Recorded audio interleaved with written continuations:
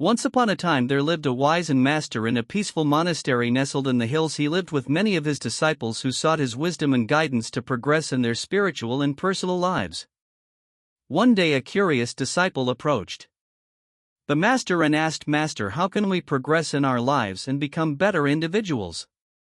The master listened gently and after a moment of thought replied, "Come, let us take a walk to the marketplace, there we might find your answer." The disciple eagerly followed the master. After some time, as they walked through the bustling market, they came across a porter sitting by his wheel. The porter was skillfully shaping a lump of clay into a beautiful pot. The disciple was captivated by the transformation of the shapeless lump into something so elegant. Unable to contain his curiosity, the disciple turned to his master and said, "Master, how is it that this porter can mold the clay so skillfully into such a beautiful pot?"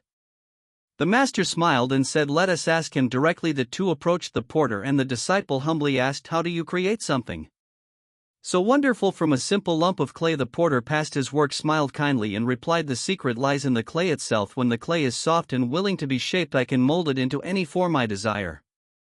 But if the clay is hard and resistant, then no amount of skill can shape it." The beauty of the port comes from the clay's willingness to change. The disciple listened carefully, his mind beginning to find wisdom in the porter's words, thanking the porter, the master and his disciple. If you enjoyed this story, hit the subscribe button and tap the bell icon.